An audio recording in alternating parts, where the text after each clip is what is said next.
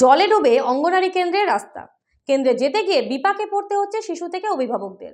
হরিহরপাড়া ব্লকের বহরাম দক্ষিণ পাড়া ওই সেন্টারের পথের বেহাল অবস্থা দীর্ঘদিন ধরে। দিন কয়েকের টানা বৃষ্টিতে একমাত্র রাস্তাটিতে এখন হাঁটু জল। সেই জল পেরিয়ে কেন্দ্রে আসছেন শিশু থেকে অভিভাবকরা। রাস্তার কারণে অনেক সময় দুর্ঘটনাও ঘটেছে বলে অভিযোগ।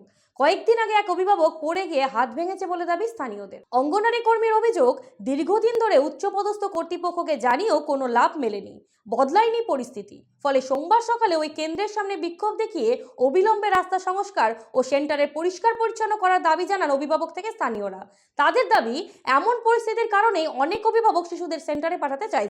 আমাদের এখানে সমস্যা মেনলি হচ্ছে রাস্তাটার জন্য প্রতিটা প্রাপকের রাস্তায় প্রচণ্ড প্রবলেম হয়। রাস্তাটা যাতে তাড়াতাড়ি হয়ে গেলে মানে আমাদের ভালো হয়। এবং কি আমাদের সেন্টারে যেটা প্রবলেম হচ্ছে সেটা হচ্ছে এখানে জলের ব্যবস্থা ঠিকঠাক নেই। জলের ব্যবস্থা বলতে টিউবওয়েল আছে, মোটর আছে, কিন্তু ইলেকট্রিক কোনো ব্যবস্থা নেই, সেটা একটা প্রবলেম।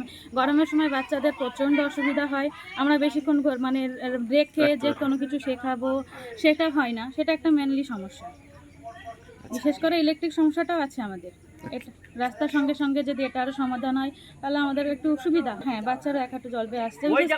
গার্জেনদেরকে আমরা এখন দিচ্ছি, বাধ্যতামূলক বাচ্চাদের দেওয়া মানে নিয়ম, কিন্তু কিছু করার নেই, সেই জন্য গার্জেনরা এসে নিয়ে যাচ্ছে।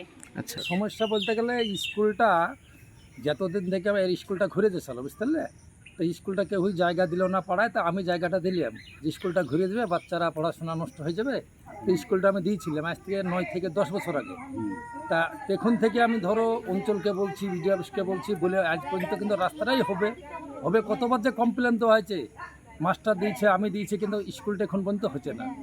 তো বাচ্চারা দেখো পড়ে যাচ্ছে, নষ্ট হচ্ছে।